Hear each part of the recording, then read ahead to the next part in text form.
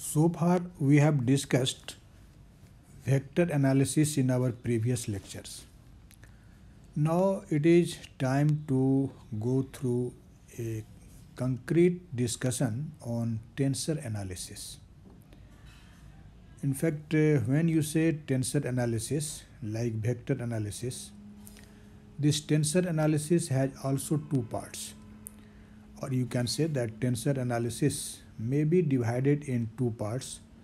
First one is just tensor algebra and the second one is tensor calculus. In fact, in this course on our tensor analysis, we will see the concepts of both tensor algebra and tensor calculus. So first of all, we will look to the tensor algebra, and after that we will see tensor calculus. But this is, as you know, this is our first lecture on this tensor analysis. So in this first lecture, I would just like to introduce you with tensors. So you can say this is just a brief introduction regarding the tensor analysis. So let us start to know about the tensor in brief, just as an introduction. And so I would like to start this tensor analysis by a basic, or you can say the fundamental postulate of physics. You know that a fundamental postulate of physics is that the laws of nature be expressed in equations that are valid for all coordinate systems, or you may say all reference frames. In an alternative way, you can say that the laws of nature or laws of physics are covariant or invariant. When you say that laws of physics are covariant or invariant, what does it mean? It means actually that these laws have the same forms in all coordinate system or all reference frames. You have also studied special relativity. This is just one of the postulate of special relativity, or you can say this is the basic postulate of our physics. In fact, a systematic method of investigating the behavior of quantities that undergoes coordinate transformation is the subject matter of tensor analysis. And as I have told you that we will see that there are two parts of tensor analysis, tensor algebra and tensor calculus. So actually, when we say that tensor analysis, this is nothing. This is simply the generalization of vector analysis. We will see later on that the quantities like scalar, vector, dyadic, triadic, all are tensors of different rank or different orders. So people simply say that tensor analysis is simply the generalization of vector analysis. In fact, this tensor algebra and tensor calculus are needed for a better understanding of the tensorial representation of mechanics, electromagnetic theory, special theory of relativity, general theory of relativity, and the other branches of physics too.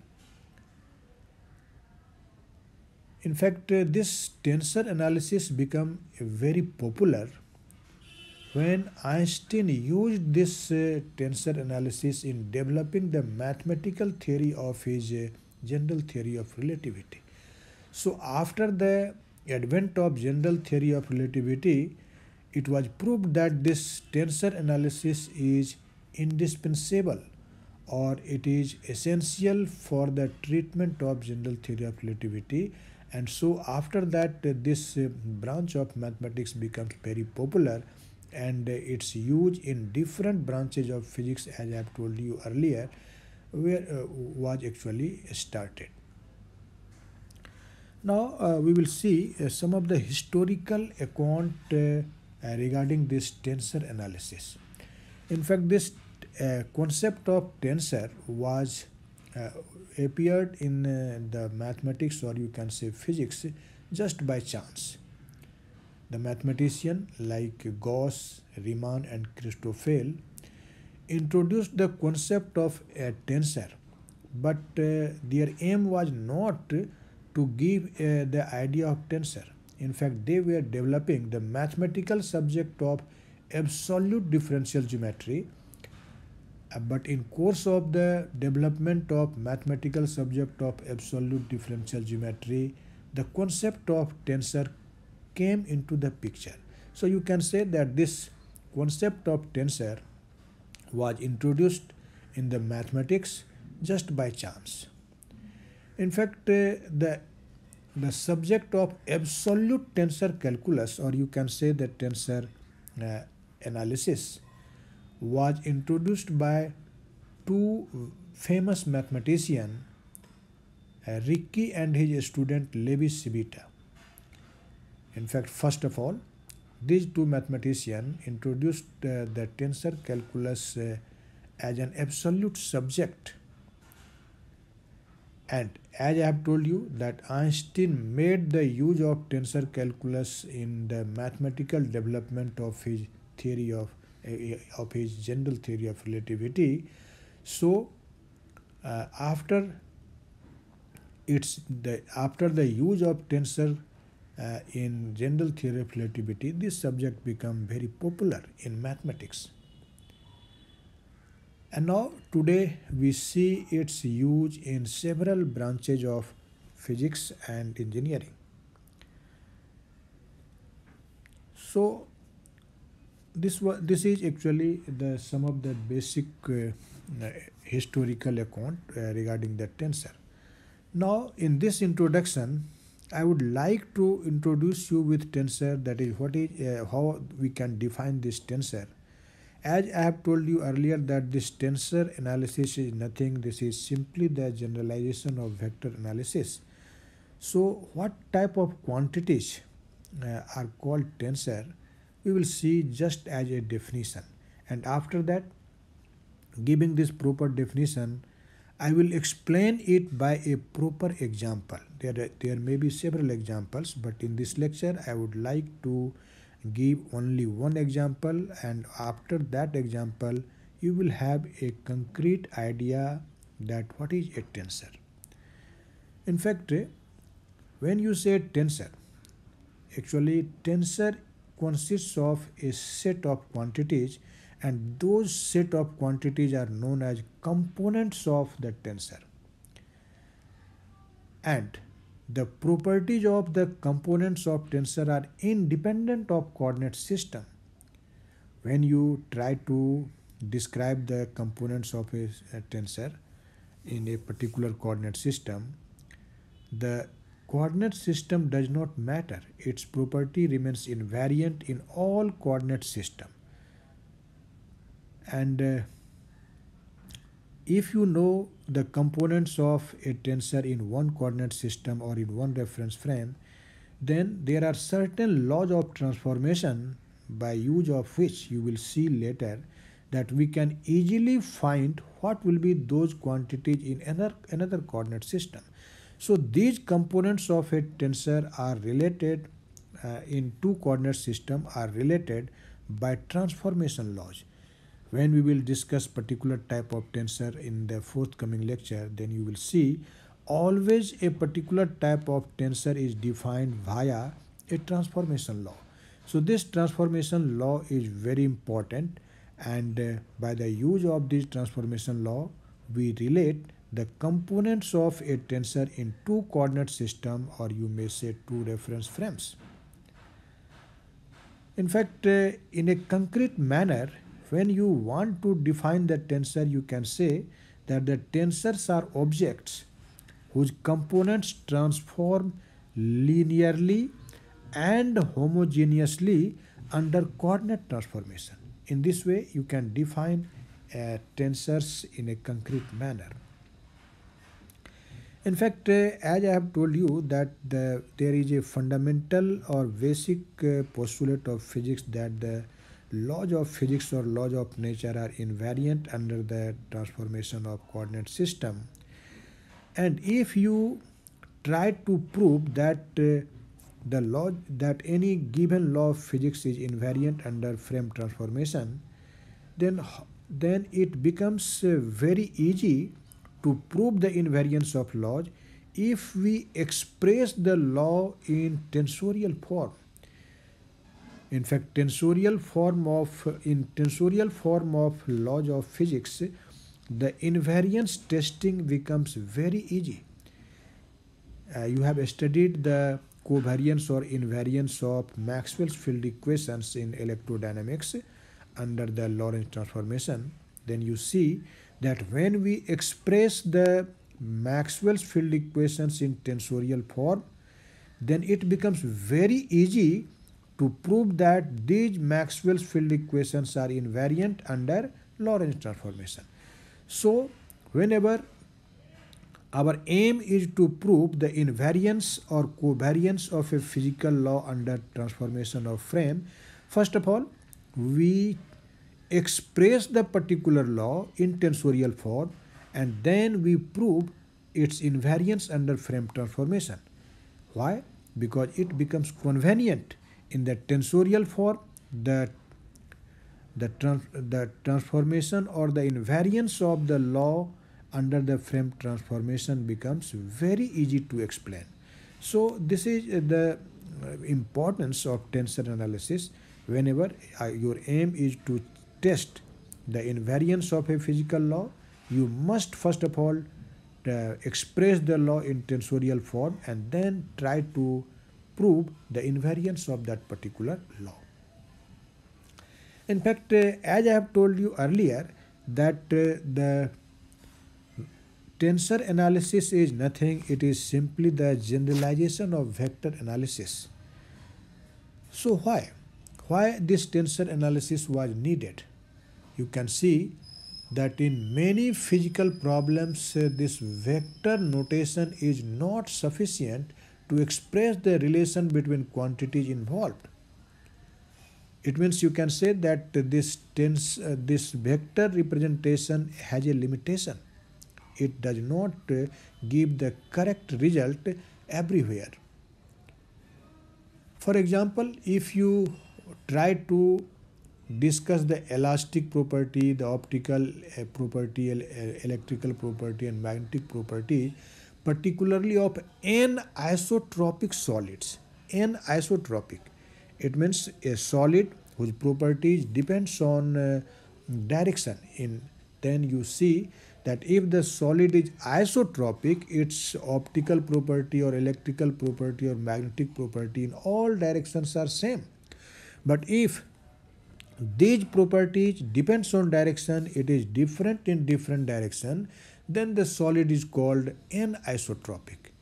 And in case of anisotropic solids, it is not possible to discuss the properties in terms of vector analysis. Vector analysis becomes insufficient in dealing with the optical, elastic, electrical and magnetic properties of anisotropic solids. So in this condition, we need the use of tensor analysis because vector analysis becomes insufficient in such situations. So you can say that in case of anisotropic solids, vector analysis, or you can say vector notation analysis, is not sufficient. And I have told you what is this anisotropic solid. Anisotropic solid, as I have told you, that the properties of such a solids depend on direction. Its optical property or electrical property or elastic property in different directions are different. and such solids are called anisotropic. And in case of anisotropic solids, the vector technique of explanation is not sufficient, it becomes insufficient. In fact, in this condition, the use of tensor concept is indispensable. So let us try to explain this fact by taking a proper example. Definitely you have studied Ohm's law. Actually, you know Ohm's law has two forms. You have studied in electricity Ohm's law, and you have seen that this Ohm's law has actually two forms. The first one is known as the scalar form, a scalar or macroscopic form. Macroscopic form. In fact, when you express Coulomb's law in a scalar form or macroscopic form, what is the mathematical form of this law? This is expressed as V equal to IR. You know, V is actually the potential difference across a given specimen of the conductor. You can see this figure, and in fact, I is the current flowing through it, and R is the resistance of this specimen of conductor.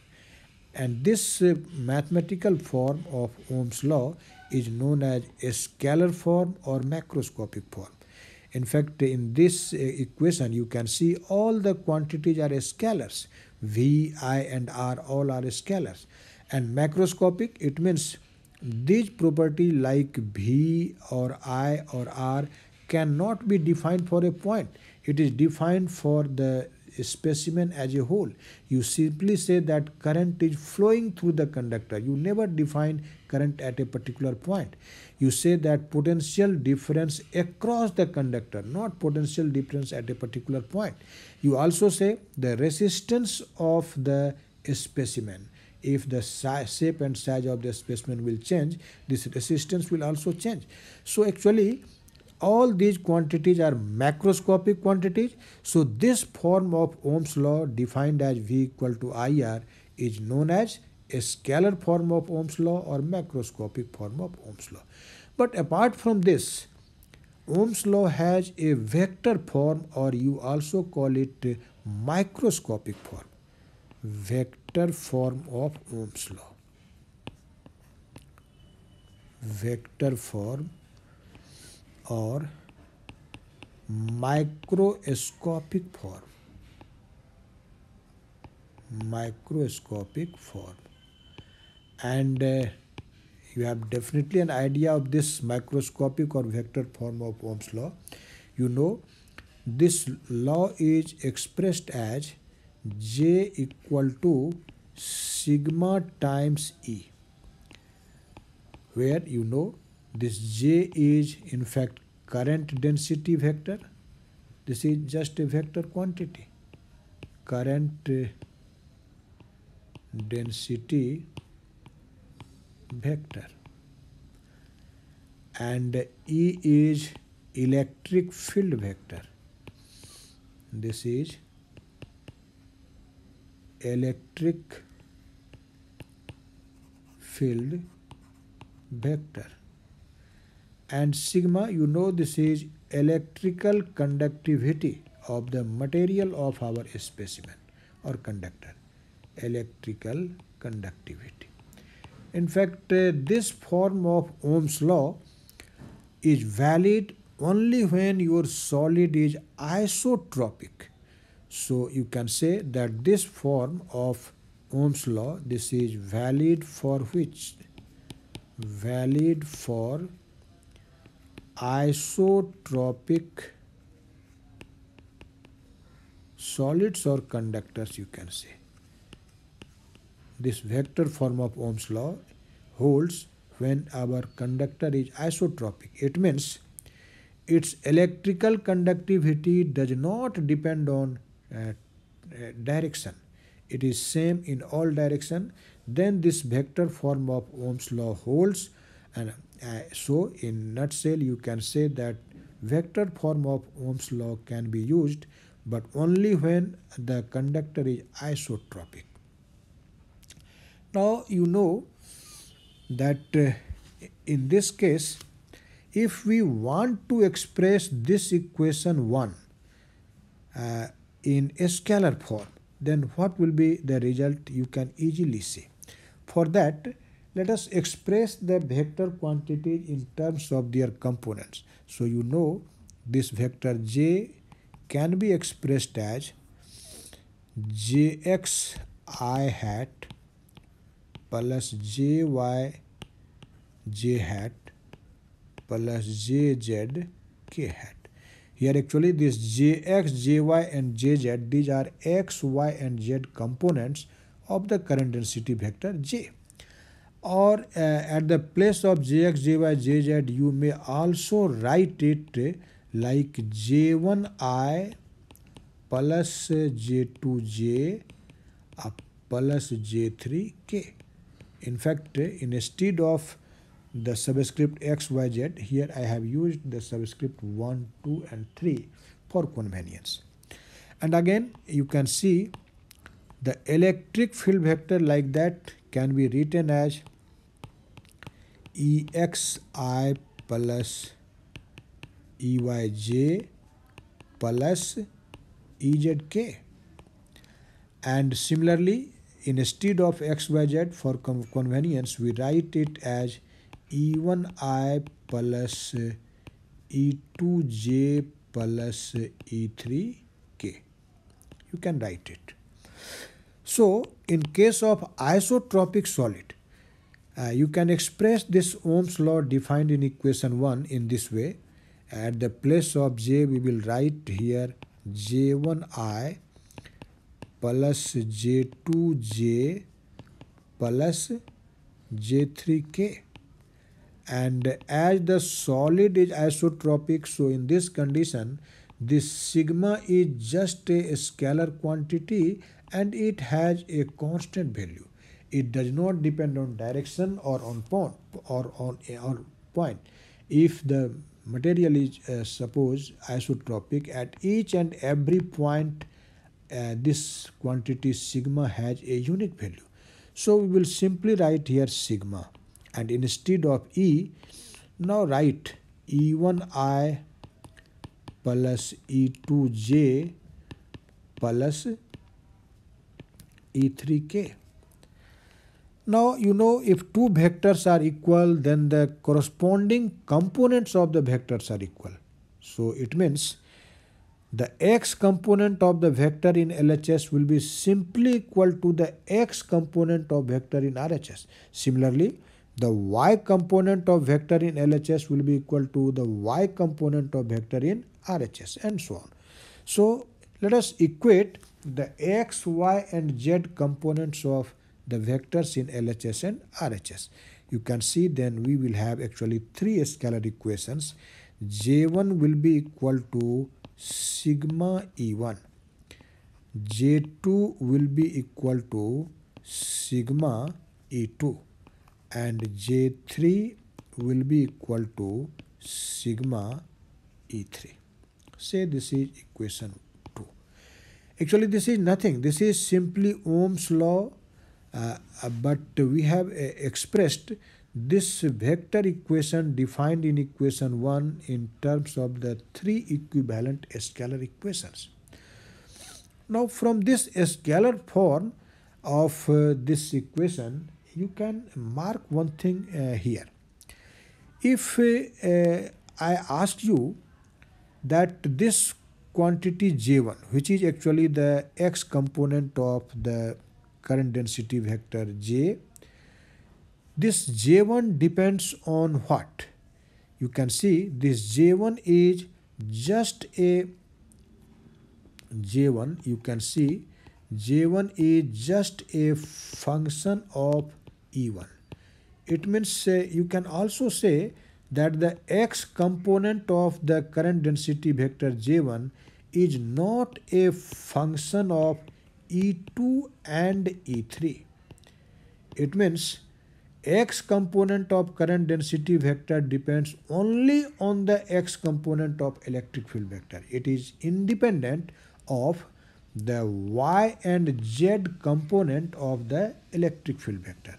Similarly, you can see the y component of current density vector is depends only on the y component of electric field E2, and it is completely independent of x and z component. And similarly, this J3 is a function of E3 only. It is independent of E1 and E2. So if the solid is isotropic, in that condition, J1 is a function of only E1, J2 is a function of only E2, and J3 is a function of only E3. And in this condition, this quantity sigma is actually a scalar quantity. But if the medium is not isotropic, actually this equation defined in two holds for the solids which are isotropic. But now let us consider that our solid is not isotropic, but it is anisotropic. So in case of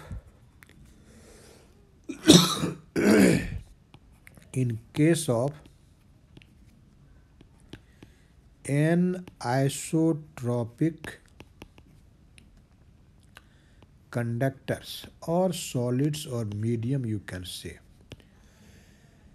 In fact, it is seen that if our conductor is anisotropic, then any of the component of current density vector depends not only on the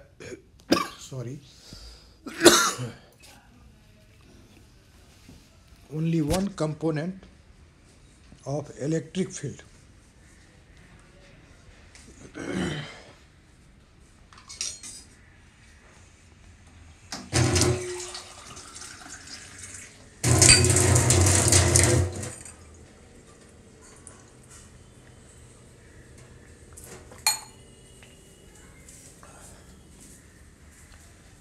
So if the solid is anisotropic, then actually any component of the current density vector depends on all the three components of electric field vector.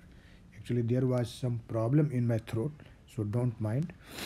So you can say in case of anisotropic solid, this J1 will be actually a function of E1, E2 and E3, not only E1. And similarly, this relation will be also for J2 and J3. So in this condition, if you want to express the value of J1, J2 or J3, then you will see that J1 is actually linearly connected to this E1, E2 and E3. So we can write that linear relationship between the components of current density vector and the electric field vector.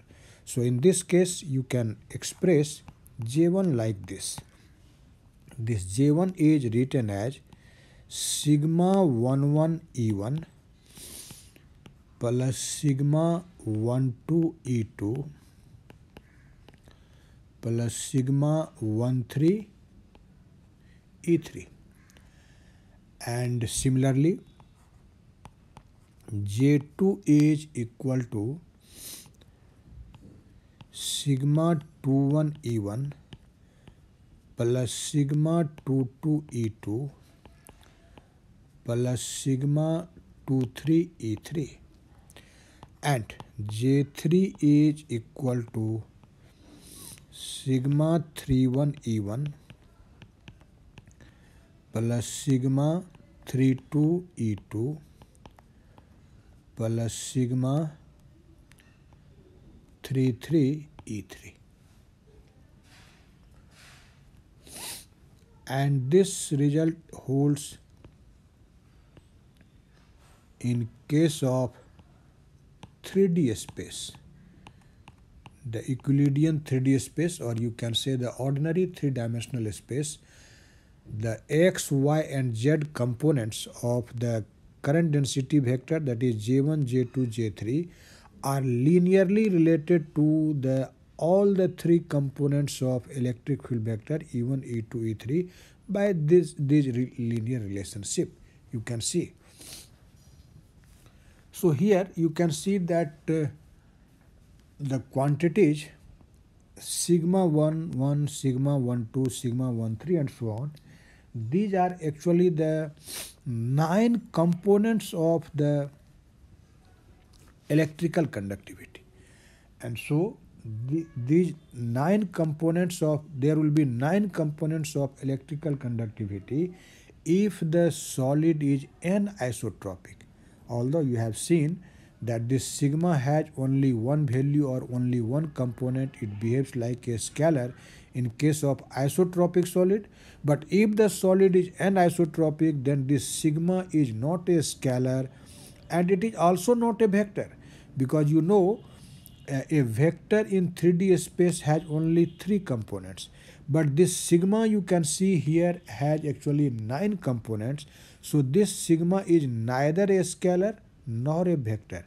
Actually, this quantity is called a tensor of second rank, or it is called a dyadic. So you can write the components of this sigma in matrix form. So in matrix form, we can write the components of this sigma like this. Sigma ij, this will be sigma 1 1, sigma 1 2, sigma 1 3, sigma 2 1, sigma 2 2, sigma 2 3, sigma 3 1, sigma 3 2, sigma 3 3. So you can see that this array of 9 elements is neither a scalar nor a vector, because you know in 3D space a scalar has only one component and a vector has 3 components. But this sigma you can see has actually 9 components. So this sigma in this condition is neither a scalar nor a vector. In fact, it is recognized as a tensor, or a tensor of, more specifically you can say a tensor of second rank, which is also known as dyadic. So sigma in case of anisotropic solid or conductor is a tensor of second rank,